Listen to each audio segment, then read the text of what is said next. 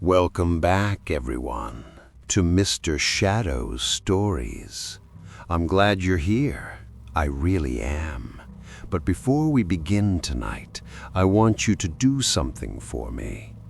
Close the blinds, turn off the extra lights, and if you're alone right now, maybe don't look over your shoulder.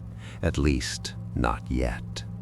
Tonight, we're stepping into a world that most people never think about. While you sleep, while the streets go quiet, while the rest of the world closes its eyes, people are sitting alone in small, dimly lit rooms, headsets on, radios open, waiting for the next call. They are cab dispatchers, and they hear everything. They are the invisible link between drivers and passengers. They are the ones on the other end of the line when something goes wrong. And tonight, 5 of them are going to share with us the stories they have never been able to forget, stories that followed them home, stories that made them question what truly lurks in the darkness. These are not made-up tales.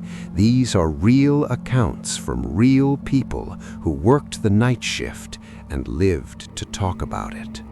So settle in, get comfortable, and remember, the night is full of things that don't want to be seen.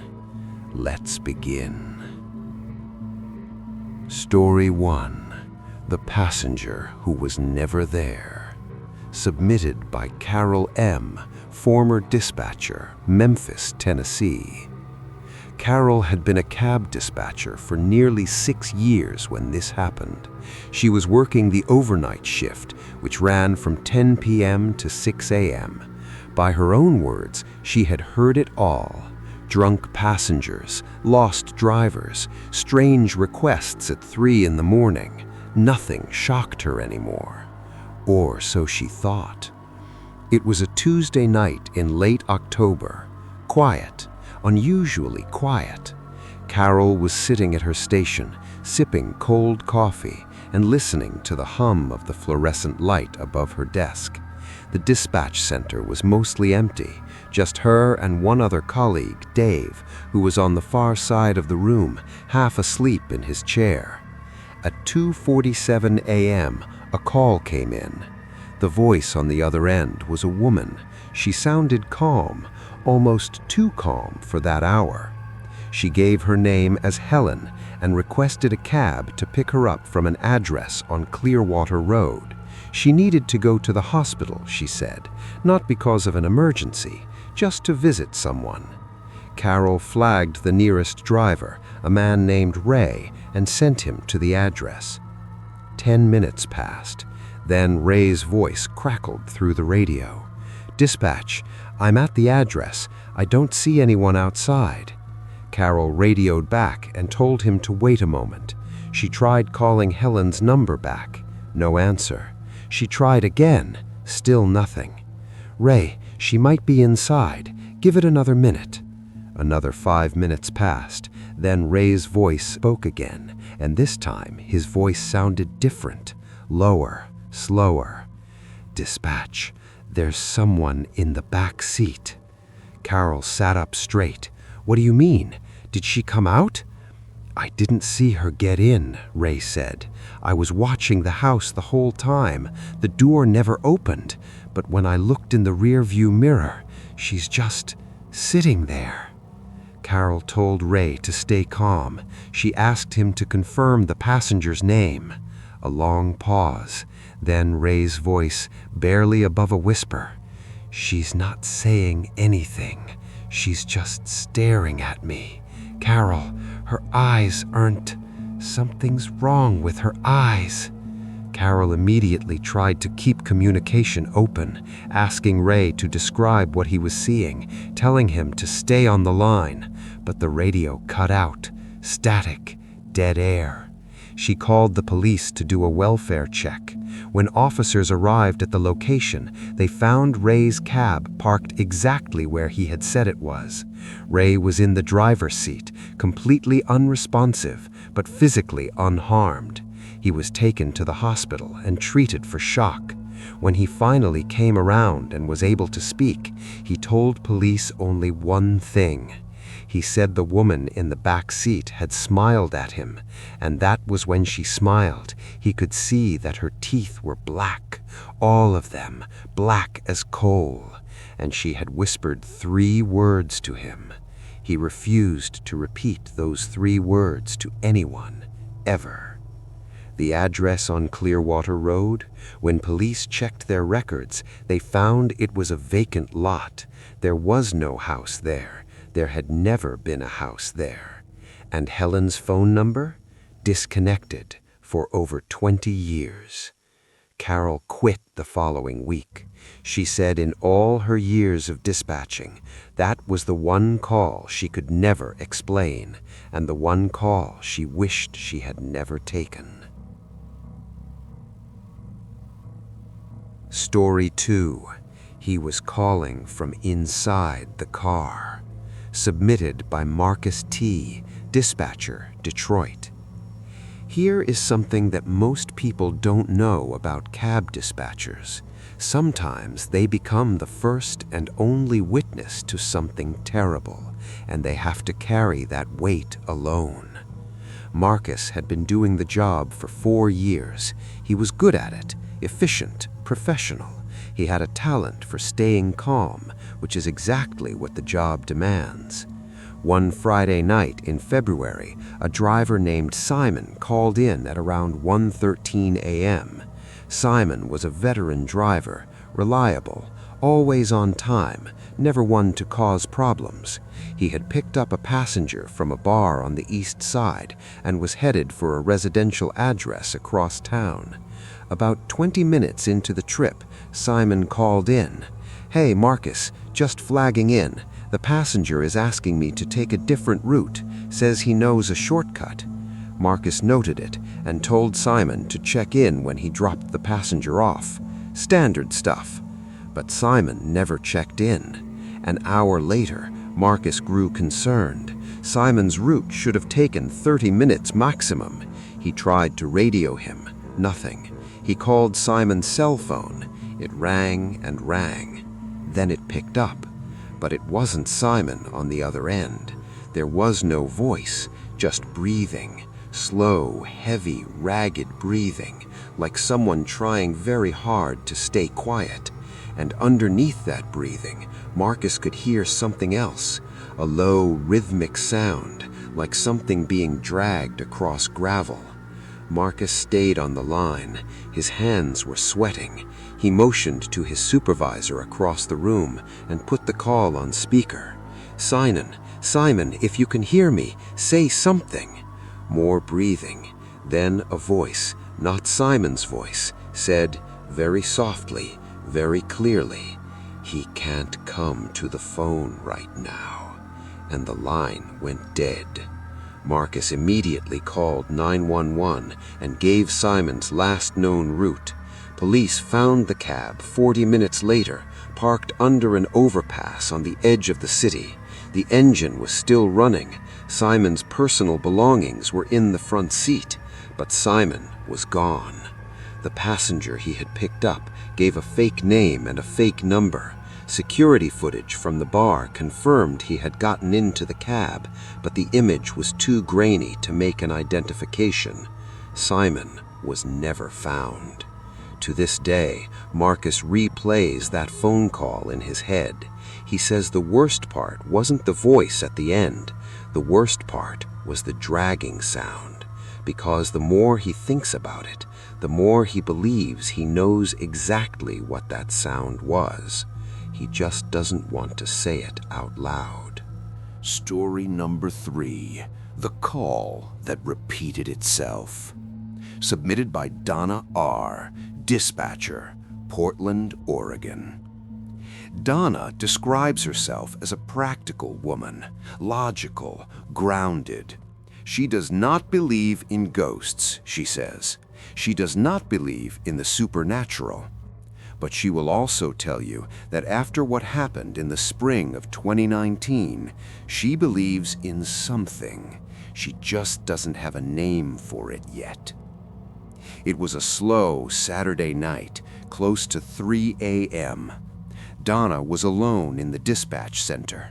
Her coworker had stepped out, and the calls had nearly dried up for the night. At 3:04 a.m., a call came in from a man who identified himself as Gerald. He was calm, polite, and well-spoken. He asked for a cab to take him from a hotel downtown to the airport. He gave his exact room number, the name of the hotel, and said he needed the car within the next 20 minutes because his flight was early.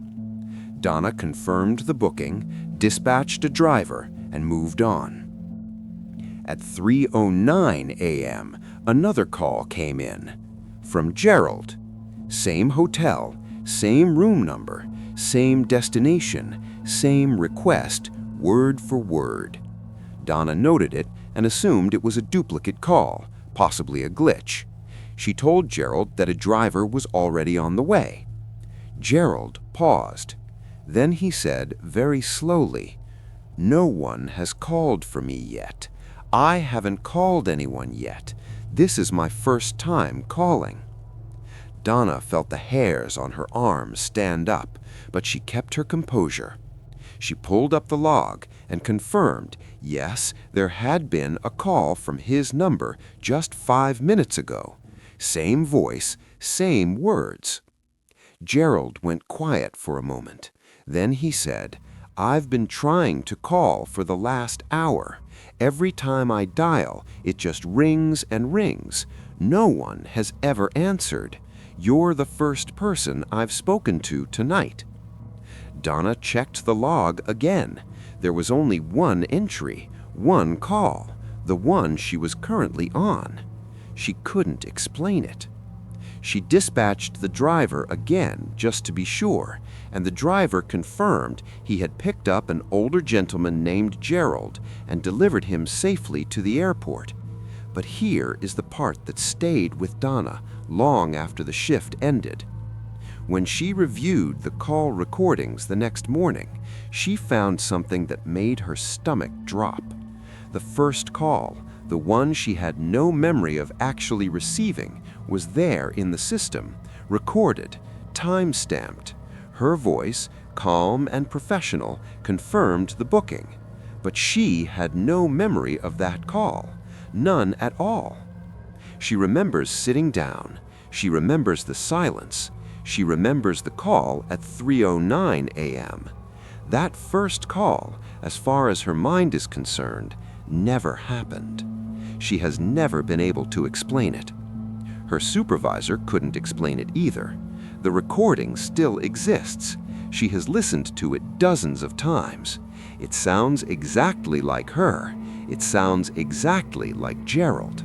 But she was not there for that conversation, and she doesn't know who or what was. Story number 4. The driver who described his own death. Submitted by Anthony W., Senior Dispatcher, Chicago. Anthony has worked in dispatch for 11 years. He is, by his own description, unshakable. He has handled accidents, medical emergencies, irate passengers, and everything in between. He says that dispatching teaches you to be a rock, because when things go wrong, people need someone steady on the other end of the line. But there was one night that cracked that rock. It was August, a hot, humid Chicago night. One of Anthony's most experienced drivers, a man named Frank, was out running late fares. Frank was 58 years old, a grandfather, and had been driving cabs for over 2 decades. He and Anthony had known each other for years. They had a friendly, easy rapport. At around 2:30 a.m., Frank called in, but this time something was off. Frank's voice was strange, flat, hollow, like he was reading from a script rather than having a real conversation. "Anthony," he said, "I just picked up a passenger on Millbrook Avenue. I'm heading east. I want you to note the time." Anthony noted it, as always, standard check-in.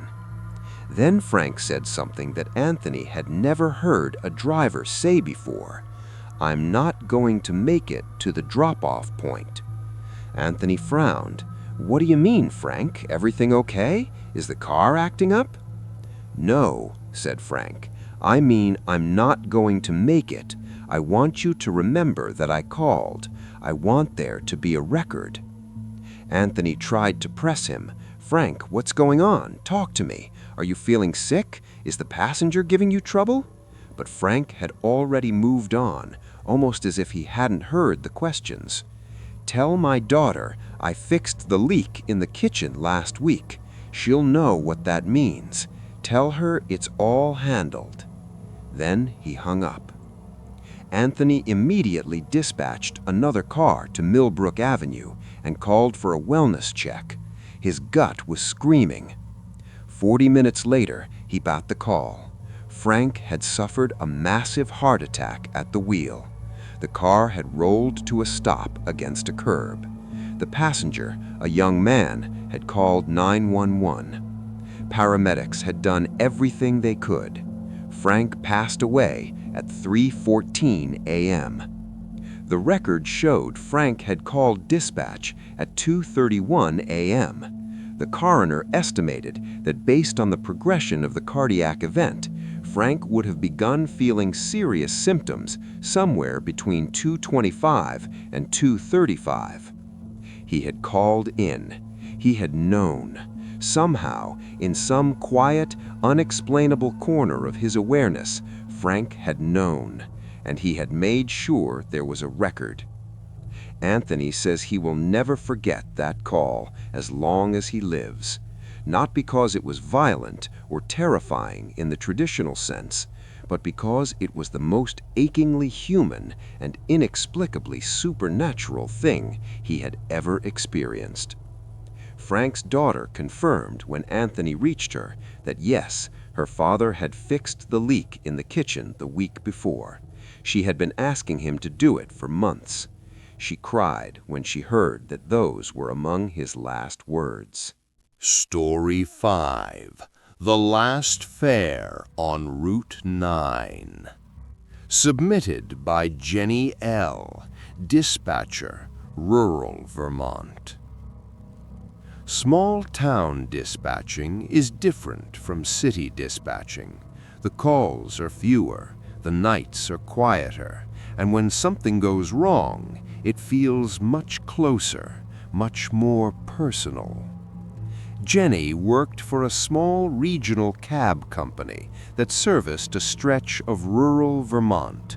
3 drivers, a handful of regular customers, quiet nights that smelled like pine trees and cold air through the cracked window of the dispatch booth. One night in early December, around 11:30 p.m., a call came in requesting a pickup from the far end of Route 9, a long, winding road that cut through dense forest before eventually connecting back to the nearest town. Isolated, dark, not a road you'd want to be stuck on. The caller gave no name, just an address and a very specific instruction. Tell the driver not to use his headlights once he passes the old mill. Jenny repeated the instruction back, confused. The caller said nothing more and disconnected. Now, here is the practical lesson buried in this story, and it is one that every dispatcher will tell you is critically important.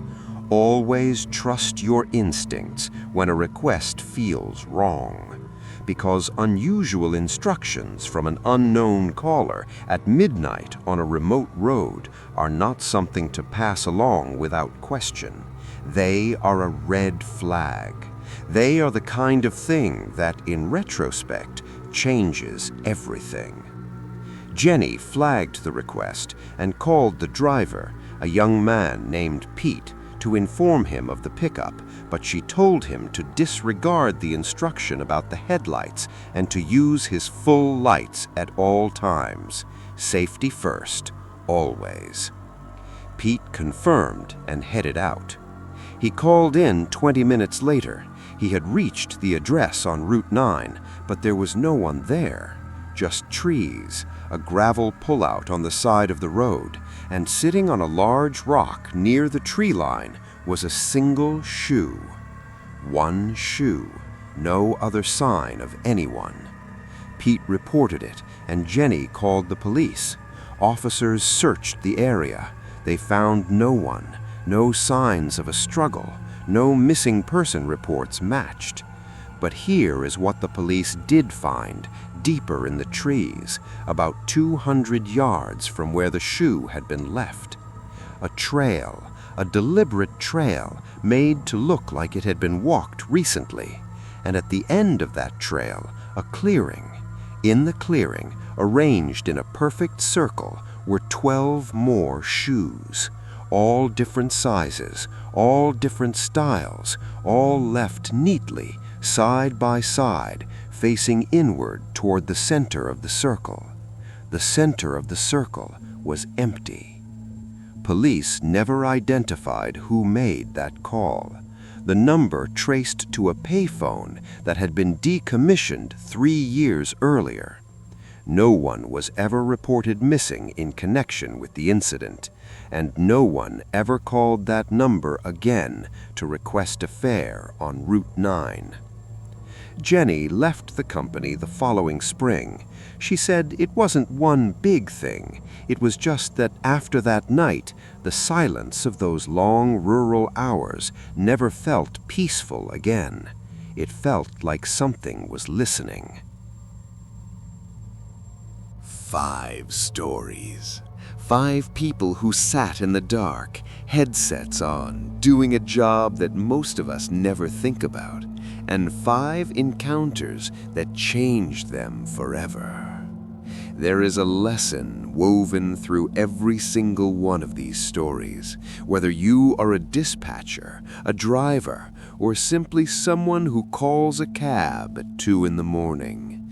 The night is not empty. The silence is not just silence, and the radio, that humming, crackling, faithful radio, sometimes carries more than just voices. It carries warnings. Pay attention to the things that feel wrong. Trust the instincts that fire in the back of your brain when something doesn't add up.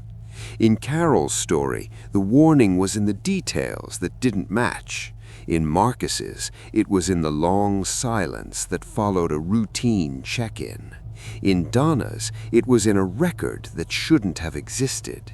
In Anthony's, it was in the hollow, knowing calm of a man saying goodbye. And in Jenny's, it was in a single instruction that had no good reason behind it.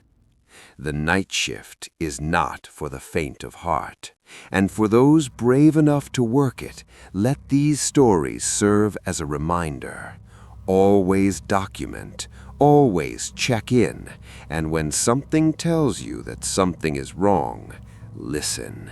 Because sometimes the ones on the other end of that radio are counting on you to be the only person still awake in the world, the only one listening, the only one who can help. If these stories sent a chill down your spine, if you found yourself holding your breath in the dark, then you are exactly where you belong, here with us at Mr. Shadow's Stories. We bring you true horror, real accounts, and the kind of stories that stay with you long after the screen goes dark. Every single week, we go deeper into the shadows to bring you voices that deserve to be heard. So if you haven't already, hit that subscribe button, ring the notification bell so you never miss a new story. And if you know someone who loves a good scare, share this video with them tonight, because the best horror is the kind you experience together. We'll see you in the shadows. Mr. Shadow's stories. The dark is never as empty as you think.